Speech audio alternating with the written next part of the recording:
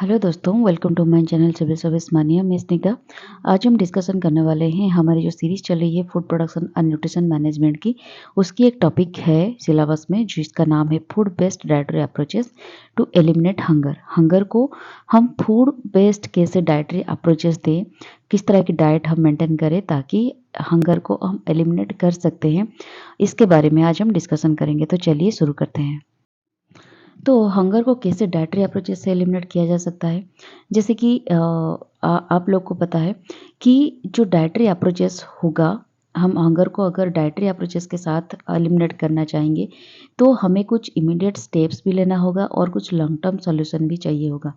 क्योंकि जिस तरह की कुछ स्ट्रैटेजी वगैरह भी हमें फॉलो करनी होगी, जैसे कि फूड्स इनसिक्योरिटी को हम कैसे एड्रेस करें, न्यूट्रिशन को कैसे हम इम्प्रूव करें, सस्टेनेबल एग्रीकल्चर प्रैक्टिसेस को कैसे प्रमोट करें।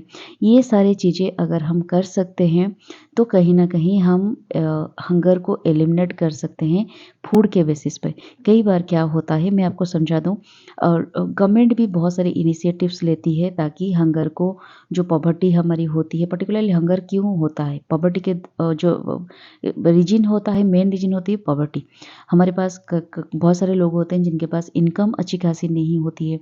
बहुत सारे ऐसे लोग होते हैं जिसके पास फूड ठीक से पहुंच नहीं पाता है। ऐसे ही रूरल एरियाज होती हैं जहाँ पे एक्सेसिबिलिटी अच्छी खासी नहीं होती, आसपास अच्छी खासी मार्केट नहीं होती। जो भी ट्राइबल एरियाज होते हैं, बहुत सारे लोग भूखे पेट रहते हैं, भूखमरी में बहुत सारे लोगों की जान भी चली जाती है। लेकिन जिनके पास एक्सेसिबिलिटी है, पॉवर्टी मतलब इनकम नहीं है, फिर भी एक्सेसिबिलिटी सब कुछ है और फिर भी बहुत सारे हंगर में मर रहे हैं, हंगर में जी रहे हैं। तो उन लोगों को कैसे एलिमिनेट किया जा सकता है फूड के द्वारा, फूड डाइट के द्वारा, इसके बारे में हम डिस्कशन करेंगे। किस तरह की फूड इनसिक्योरिटी को हम एड्रेस करेंगे, न्यूट्रिशन को कैसे इम्प्रूव करेंगे और सस्टेनेबल एग्रीकल्चर प्रैक्टिसेस के किस तरह से हम यूज़ करेंगे, कौन सी इमीडिएट स्टेप्स हमें लेना चाहिए, लॉन्ग टर्म सॉल्यूशंस होना चाहिए, इसके बारे में चलिए डिटेल्स में हम डिस्कशन करते हैं। ठीक है। तो इस स्ट्रैटेजी में पहली स्ट्रैटेजी हमारी आती है food security and access. Food security को, इनसिक्योरिटी को हम कैसे एड्रेस करें, बाय डूइंग फूड सिक्योरिटी। और एसेस, एसेस कैसे होगा। तो पहली तो ये है फूड सिक्योरिटी। यहाँ पे एक डायग्राम दिया गया है, आप लोग देख सकते हैं। फूड सिक्योरिटी को हम 3 तरीके से एड्रेस कर सकते हैं। फूड इनसिक्योरिटी को वो है, पहली है अवेलेबिलिटी। अवेलेबिलिटी कैसे होगा, अगर हम ठीक ठाक से प्रोडक्शन करेंगे, इतने बड़े पॉपुलेशन को, इतने बड़े ग्रोइंग पॉपुलेशन को खाना जुगाना, खाना प्रोवाइड करना एक बहुत एक छोटी बात नहीं है। इसके लिए प्रोडक्शन भी उतना अच्छा खासा होनी चाहिए।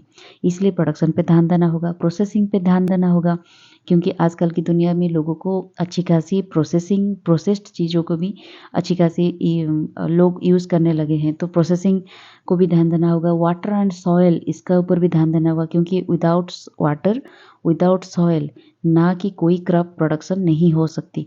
तो इसके ऊपर ध्यान देना होगा। Management, water soil management. फिर ट्रेड एंड स्टॉक पिलिंग, किस तरह की ट्रेडिंग होती है और किस तरह की स्टॉक पिलिंग होती है, मतलब स्टोरेज वगैरह हम कैसे करते हैं। ये सारी चीज़ें अगर हम ठीक ठाक से कर पाए तो फूड की अवेलेबिलिटी हम ठीक तरह से कर पाएंगे। ठीक है, अच्छे लोगों के पास अच्छी खासी पहुंच जाएगी। फिर एसेस किस तरह से होगी, एसेसिबिलिटी, पहले तो अच्छी खासी ट्रांसपोर्ट होनी चाहिए, इक्विटेबल डिस्ट्रीब्यूशन होनी चाहिए, मार्केटिंग भी अच्छी खासी, मार्केटिंग के ऊपर काम करना पड़ेगा, डेवलप होनी चाहिए, अफोर्डेबल होना चाहिए। आजकल अब आप लोग देखेंगे कि जो वेजिटेबल्स वगैरह है इतना हाई कॉस्ट हो जाता है, एक नॉर्मल मिडिल क्लास इंसान भी थक जाता है खरीदने के लिए, मतलब वो इच्छा नहीं करता, इतने ज़्यादा पैसा हो जाता है। तो एक पुअर लोग कैसे कैसे खरीदेंगे, आप खुद ही समझिए। तो अफोर्डेबल होना चाहिए हर एक चीज़, राइस से लेकर तेल तक लेकर हर एक चीज़। फिर परचेजिंग पावर, एक एक इनकम भी अच्छी खासी होनी चाहिए लोगों के पास, ताकि परचेजिंग पावर भी लोगों की बढ़े। तो इसके साथ हम इसी तरह हम एक्सेसिबिलिटी को भी बढ़ा सकते हैं, इम्प्रूव कर सकते हैं। फिर यूटिलाइजेशन, इसके द्वारा फूड सिक्योरिटी भी बहुत अच्छी खासी एड्रेस हो जाती है।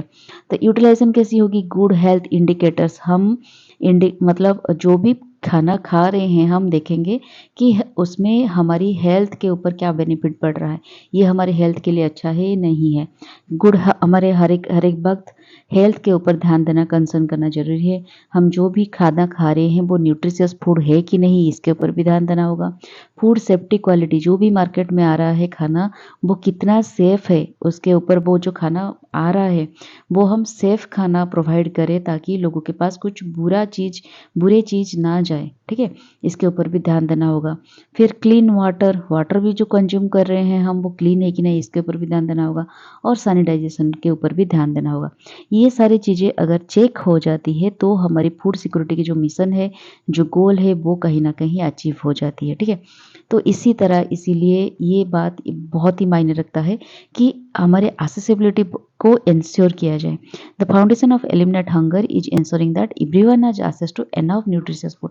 जो भी खाना पहुंच रहा है लोगों के पास वो न्यूट्रिशियस फूड हो। ऐसा नहीं कि कोई भी कुछ भी खा ले, सिर्फ चावल खा के कोई न्यूट्रिशियस फूड नहीं खा रहा है, हेल्थ अच्छा नहीं कर सकता। कोई सिर्फ गेहूं की रोटी खाकर अच्छा हेल्थ नहीं बना सकता। बनाने के लिए अच्छी खासी हेल्थ बनाने के लिए हमें न्यूट्रिशियस फूड चाहिए।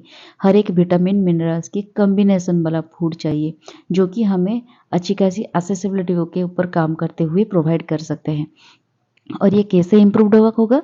Through the policies. गवर्नमेंट जो पॉलिसीज बना रही है जो कि फूड डिस्ट्रीब्यूशन को सपोर्ट करेगी, फूड वेस्टेज को रिड्यूस करेगी, ये सारी चीज़ें के ऊपर अगर कुछ पॉलिसी अच्छी खासी बनती है गवर्नमेंट के द्वारा, या फिर बिल्ड लोकल फूड सिस्टम्स, कुछ ऐसी फूड सिस्टम लोकल की तरह बिल्ड किया जाए जिसमें लोगों को इंकरेजमेंट मिले, नॉलेज मिले, लोगों को न्यूट्रिशियस फूड प्रोवाइड किया जाए, तो इसके द्वारा फूड एक्सेसिबिलिटी के ऊपर काम किया जा सकता है। फिर सेकेंड जो आता है वो है फूड असिस्टेंस प्रोग्राम। कुछ ऐसे गवर्नमेंट के द्वारा बहुत सारे फूड असिस्टेंट प्रोग्राम चल रहा है अभी इंडिया पे, like school feeding programme, mid day meal school जो हो रहा है, बच्चों को खाना प्रोवाइड किया जा रहा है स्कूल में, न्यूट्रिशियस फूड, फूड बैंक्स वगैरह खुल रहा है। फिर डायरेक्ट फूड हेड भी मिलता है, help to meet immediate food needs. जो वल्नरेबल पॉपुलेशन है, जो पॉवर्टी में जो लोग जी रहे हैं, बहुत ही पुअर कैटेगरी के लोग हैं, उनको इमीडिएट हेल्प करने के लिए ये सारी चीज़ें भी, असिस्टेंस प्रोग्राम भी गवर्नमेंट के द्वारा चला जा रहा है। सब्सिडाइज बहुत सारे ऐसे देखिए यहाँ पे फूड असिस्टेंट प्रोग्राम भी बहुत सारे, जैसे कि नेशनल स्कूल लंच प्रोग्राम है, emergency food assistance programme, women infant children के लिए भी बना है, मील्स ऑन व्हील्स ये भी प्रोग्राम बना है, फूड पैंट्रीज, ये सारी चीज़ें भी हमारी गवर्नमेंट के द्वारा इनिशिएटिव लिया गया है। This programme ensure that nutrient rich foods are available to those in needs, ठीक है। फिर प्राइस कंट्रोल एंड सब्सिडाइज के ऊपर भी ध्यान देना होगा। अगर हम फूड सिक्योरिटी एसेस के ऊपर काम करेंगे तो गवर्नमेंट को जो भी स्टेपल फूड्स हैं, जैसे कि राइस हो गया, व्हीट हो गया, बाजरा, पल्सेस, ये सारी होते हैं हमारे स्टेपल फूड्स जिसके ऊपर हम हर एक दिन इसके ऊपर खा के लोग जीते हैं, इस खाना को खाकर। तो स्टेपल फूड को सब्सिडाइज करना बहुत ज़रूरी है। प्राइस कंट्रोल मतलब जो गवर्नमेंट होते हैं, स्टेट गवर्नमेंट के ऊपर पर्टिकुलरली ये एक रिस्पॉन्सिबल होता है कि वो मार्केट को रेगुलेट करे, जो भी प्राइसेस है उनके एरिया में उससे कंट्रोल किया जाए। तो ये सारी चीज़ों को भी होना चाहिए कि न्यूट्रिशियस फूड को मोर अफोर्डेबल बनाया जाए, जिसके द्वारा लो इनकम पॉपुलेशन को बेनिफिट हो। तो जो सेकंड स्ट्रैटेजी है वो है न्यूट्रिएंट डेंस डाइट। वो किस तरह से मैनेज होगी? तो पहले तो ये है डाइवर्सिफाइड डाइट कीजिए। डाइट को एक हम क्या करते हैं पर्टिकुलरली इंडिया में, जो रिच कैटेगरी को छोड़ दीजिए, जो मिडिल क्लास होते हैं और पुअर क्लास पीपल होते हैं, तो वो किस तरह की खाना खाते हैं? वो पहले एक स्टेपल फूड रखते हैं, जैसे कि कार्बोहाइड्रेट रिच फूड, जैसे कि राइस हो गया, गेहूं की रोटी हो गया, फिर दाल वगैरह हो गया, या फिर एक सब्जी हो गया, वो उनका हो जाता है। लेकिन डाइट को अगर आप डाइवर्सिफाई करेंगे, जैसे कि fruits, vegetables, wholesome grains, legumes, lean proteins, ये सारी चीज़ें अगर आपकी खाने में होगी तो डेफिनेटली आपकी डाइट जो है कंप्लीट होगी। आपकी जो न्यूट्रिशन है, आपको बॉडी को नीड है, वो पर्टिकुलरली फुलफिल हो जाती है। तो ये कहीं ना कहीं न्यूट्रिएंट डेफिशिएंसी एलिमिनेट करती है, हिडन हंगर को एलिमिनेट करती है। तो हिडन हंगर क्या होता है? Malnutrition due to lack of vitamins and minerals. क्या होता है पर्टिकुलरली?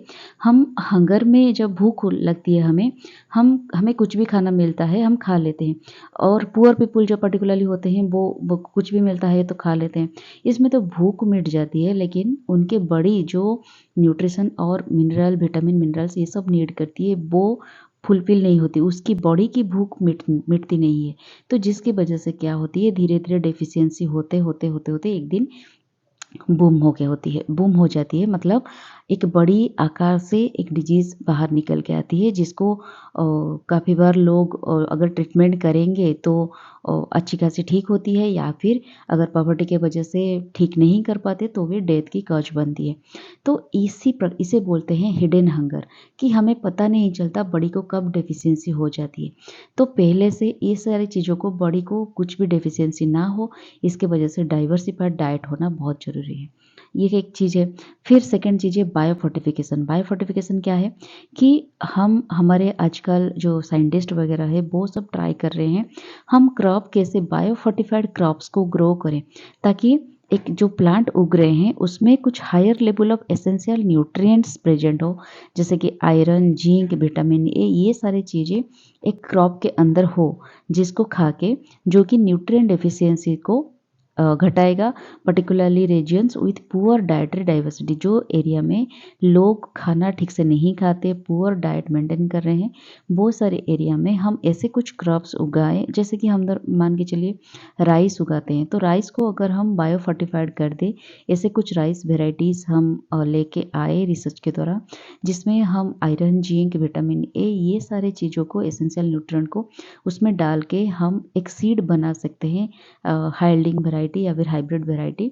जो क्रॉप उगने के बाद जो राइस बनेगा उसमें हर एक न्यूट्रिशन, हर एक एसेंशियल न्यूट्रिएंट होगा, तो जिसको खा के लोगों में कोई भी न्यूट्रिएंट डेफिशिएंसीज की प्रॉब्लम नहीं होगी। तो इसे बोलते हैं बायोफोर्टिफिकेशन, ठीक है।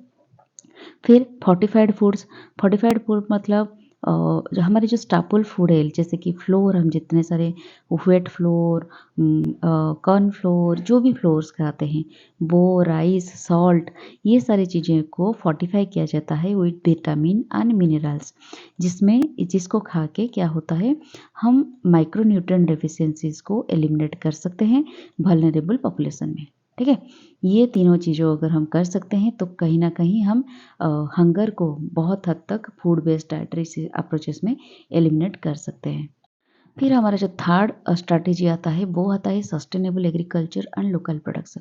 किस तरह से हम सस्टेनेबल एग्रीकल्चर प्रैक्टिसेस करके हम मतलब हंगर को एलिमिनेट कर पाएंगे। पहले तो ये है support for small holder farmers.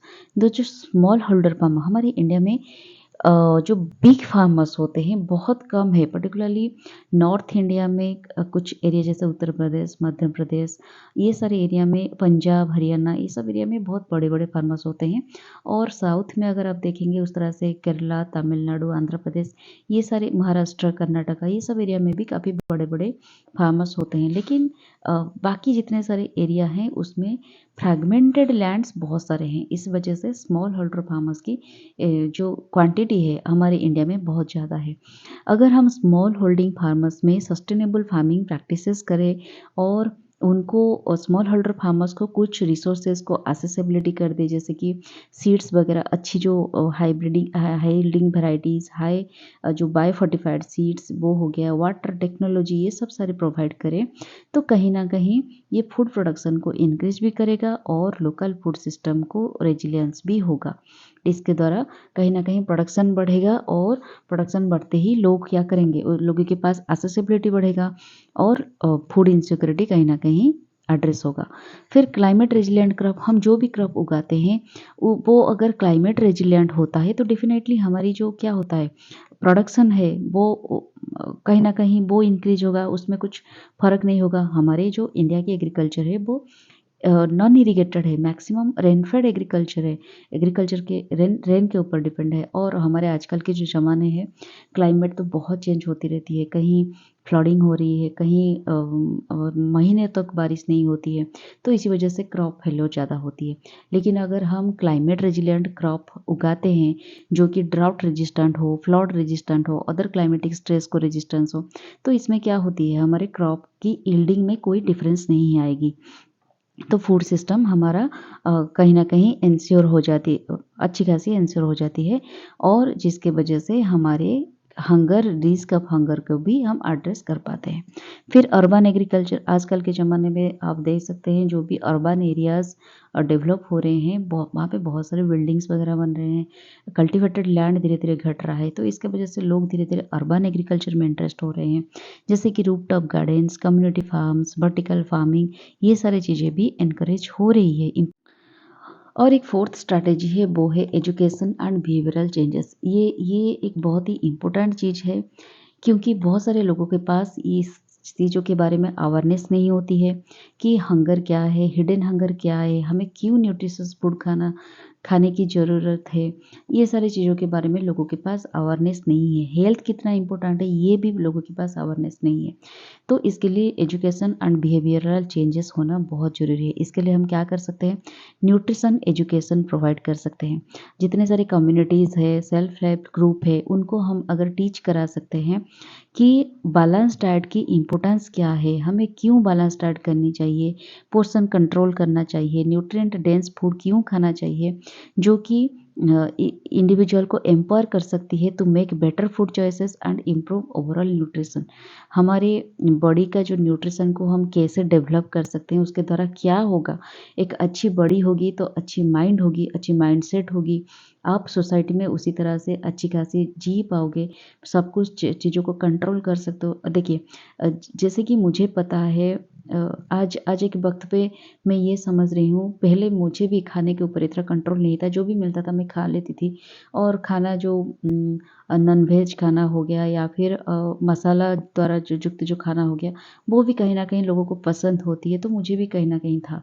लेकिन एक वक्त पर मुझे लगा, जब बहुत सारे कॉम्प्लेक्सिटीज़ आ गई हेल्थ में, तो पता चला कहीं न कहीं नहीं, बॉडी पहली है। और अगर आप इमोशनली स्ट्रॉन्ग होना चाहते हो, लाइफ में बहुत कुछ स्ट्रेस से फ्री होना चाहते हो, बहुत सारे लाइफ को आगे बढ़ाना चाहते हो, हर एक चीज़ ना खाने से जुड़ी होती है।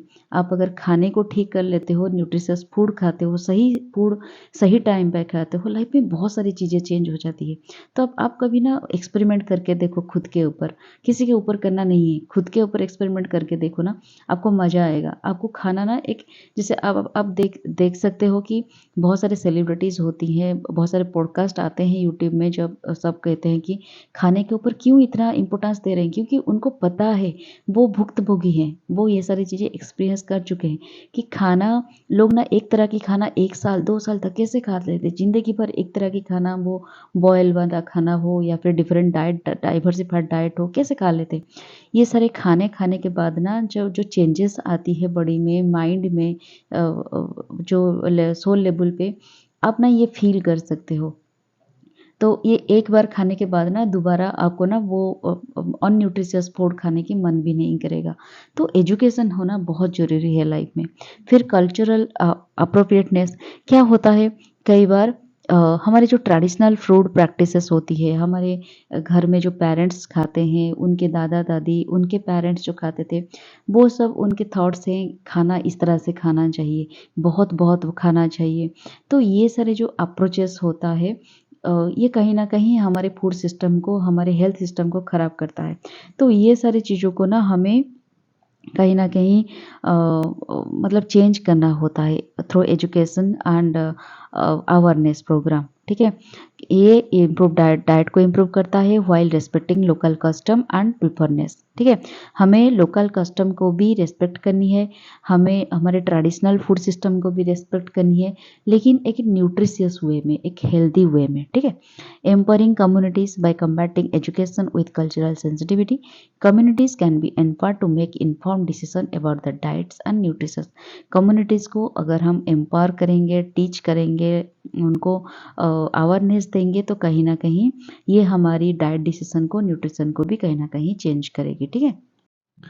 फिर और एक स्ट्रैटेजी आती है कि improving food distribution and reducing waste. Food distribution को भी हमें इम्प्रूव करना होगा और वेस्टेज को रिड्यूस करनी होगी, जिसके द्वारा कि हम फूड इनसिक्योरिटी को एड्रेस कर सकते हैं, एलिमिनेट कर सकते हैं हंगर को।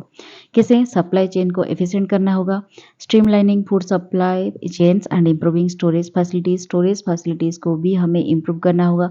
हम पीडीएस में ये सब पढ़े थे, पब्लिक डिस्ट्रीब्यूशन सिस्टम में, जो कि फूड लॉस को कहीं न कहीं रिड्यूस कराएगी, specially in developing countries like India, जहाँ पे फूड वेस्टेज बहुत होती है।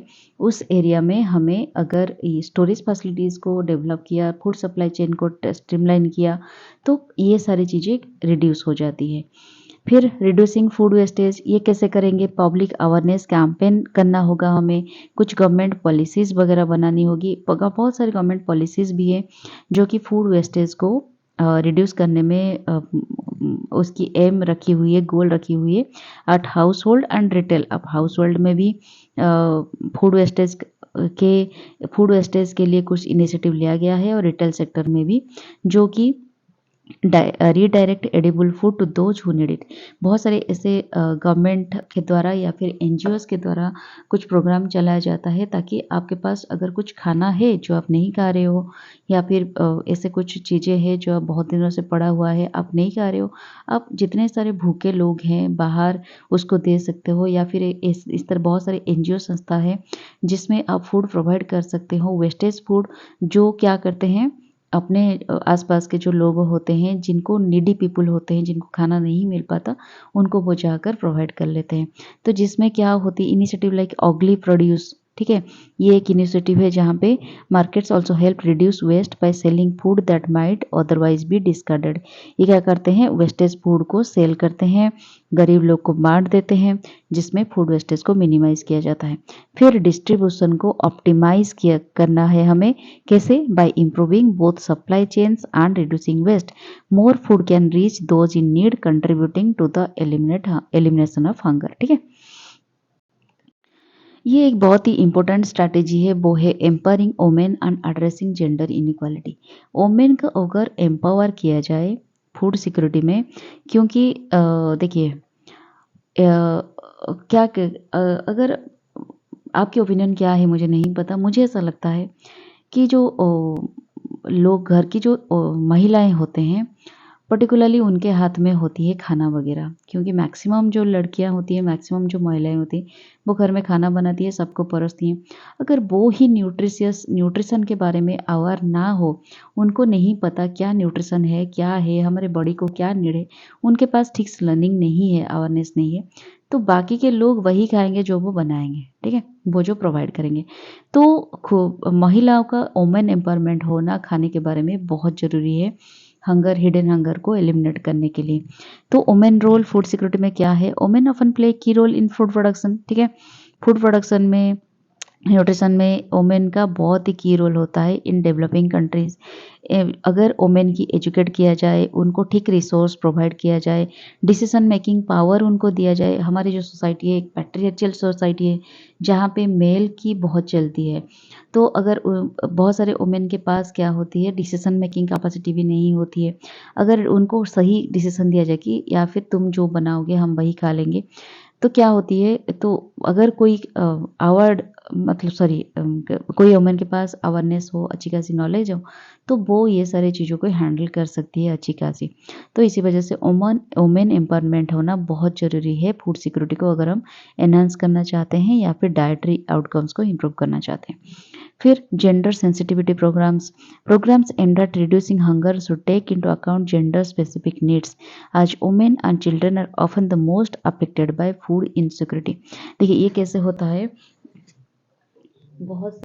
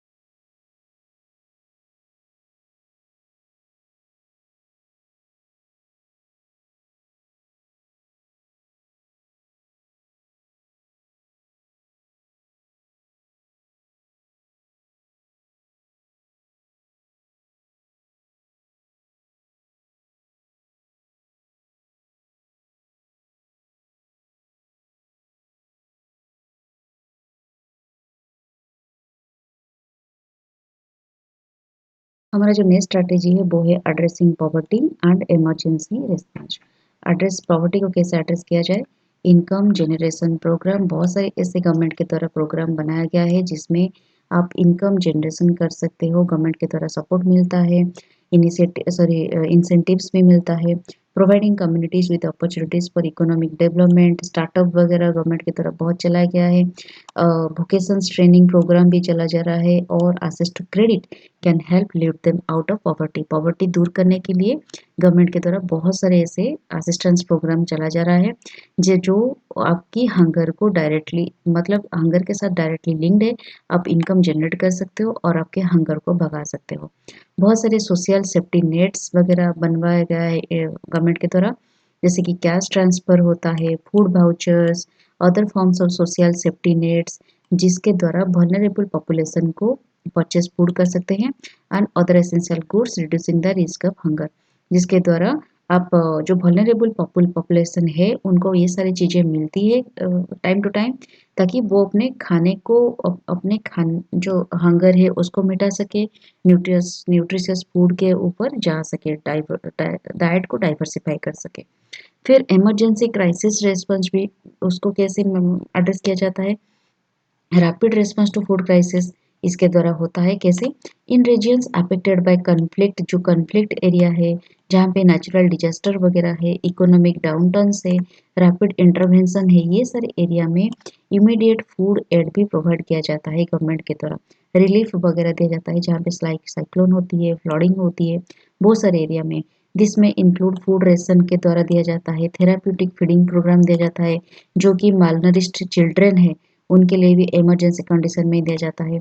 और डिसेबल्ड डिस्प्लेस्ड पॉपुलेशन, जो पॉपुलेशन में जैसे कि मान के चलिए अभी उड़ीसा में साइक्लोन वगैरह हो रहा है, तो बहुत सारे पॉपुलेशन को डिस्प्लेस किया जाता है उनके जगह से एक सुरक्षित जगह को, तो वहाँ पे उनको इमरजेंसी के लिए खाना वगैरह सब कुछ प्रोवाइड किया जाता है। इस तरह की कुछ इमरजेंसी फूड रेस्पॉन्स होती है। लॉन्ग टर्म रिकवरी प्लान्स कैसे होता है, beyond immediate relief sustainable recovery plans भी गवर्नमेंट के द्वारा बनाया जाता है, जो कि जिसको इम्प्लीमेंट किया जाता है to rebuild food system, ensuring that hunger is addressed in long run में हंगर को एड्रेस करने के लिए ये सारी चीज़ों भी होती रहती है, ठीक है। और हमारा जो लास्ट स्ट्रैटेजी है वो है सपोर्टिंग ग्लोबल इनिशिएटिव।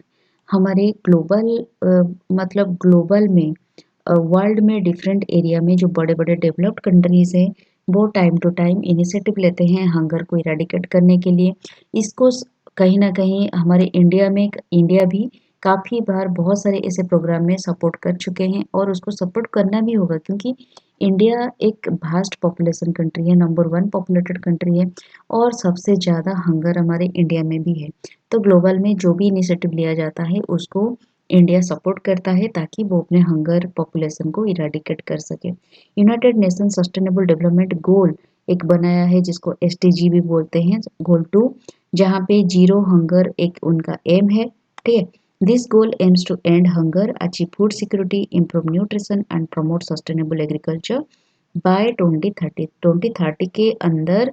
बाय 2030 उनका टारगेट है कि उनका गोल है फूड सिक्योरिटी को अचीव करना, इम्प्रूव न्यूट्रिशन इंश्योर करना, सस्टेनेबल एग्रीकल्चर को प्रमोट करना। Support for international efforts, policies, and funding toward achieving this goal is crucial in eliminating hunger worldwide. World में ये सारी चीज़ों को एलिमिनेट करने के लिए हंगर को वर्ल्ड वाइड सबको साथ में आकर ये सारी चीज़ों को सपोर्ट करना ही होगा, ठीक है। ग्लोबल फूड पार्टनरशिप, ये भी एक चीज़ है, partnership between government, NGOs, private sector, ये सारी चीज़ों के बीच एक पार्टनरशिप होना भी जरूरी है, एंड लोकल कम्युनिटीज़ उनके अंदर भी, जो कि एक लार्ज स्केल चेंज ला सकता है by pooling resources, different resources को पूल करके मैंने खुद के तरफ खींच के और एक्सपर्टाइज को टैकल करके हम हंगर को एक ग्लोबल लेवल पे इरेडिकेट कर सकते हैं, मतलब हंगर को एलिमिनेट कर सकते हैं। तो कंक्लूजन क्या होता है, eliminating hunger requires a comprehensive multi pronged approach, ठीक है। सबको मिलाकर एक कम्प्रेहेंसिव अप्रोच होना जरूरी है। It involves improving access to nutritious food, supporting sustainable production, food production, educating communities को educate करना होगा, systematic issues like poverty, inequality, climate change इसको भी address करना होगा। ये सारी चीज़ों को आप अगर मिलाएंगे तो ही हम hunger को eradicate कर पाएंगे। Collaboration between government, NGO, private sector and localized जो कम्युनिटीज़ होती है उनके बीच जो कोलैबोरेशन भी होना बहुत ज़रूरी है, are critical to ensuring that these dietary approaches are successful in the fight against hunger. Hunger को फाइट करने के लिए डाइटरी अप्रोचेस के द्वारा ये सारे चीज़ का साथ में आना बहुत ज़रूरी है। कोई एक इसमें मतलब इंटेंशन रख के नहीं कर सकता। इसमें गवर्नमेंट को जो कम्युनिटीज़ है, प्राइवेट सेक्टर, एनजीओज़ और सिंगल इंडिविजुअल तक भी हम सबको साथ में चलकर इस चीज़ों को हमें एलिमिनेट करना होगा हंगर को। तो ही हमारी कंट्री एक बहुत अच्छी खासी आगे जाएगी, एक डेवलप कंट्री में कन्वर्ट हो पाएगी, ठीक है? तो इसके साथ हमारा ये टॉपिक खत्म होता है। कैसा लगा हम मेरी कंटेंट और मेरी वीडियोस, लेक्चर वीडियोस, तो मुझे ज़रूर बताइएगा कमेंट बॉक्स में। अगर अच्छा लगे तो मेरी वीडियो को ज़रूर सब्सक्राइब करना मत भूलिएगा। आज के लिए इतना ही। नेक्स्ट वीडियो के लिए stay tuned with my channel. Tata bye bye and take care.